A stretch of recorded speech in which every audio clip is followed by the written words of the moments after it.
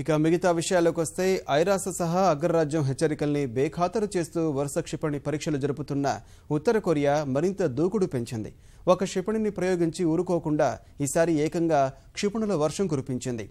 ఉపరితలం నుంచి సముద్రంలోని నౌకలపై దాడి చేయగల అనేక క్షిపణుల్ని ఒకేసారి ప్రయోగించింది. గ్యాంగ్వాన్ రాష్ట్రం వొన్సన్ నుంచి ఉత్తర కొరియా ఈ పరీక్ష జరిపినట్లు పొరుగు దేశం దక్షిణ కొరియా రక్షణ శాఖ వెల్లడించింది. ఆయా క్షిపణులు 200 కిలోమీటర్ల దూరంలోని లక్ష్యాల్ని ఛేదించగలవని అంచనా వేసింది.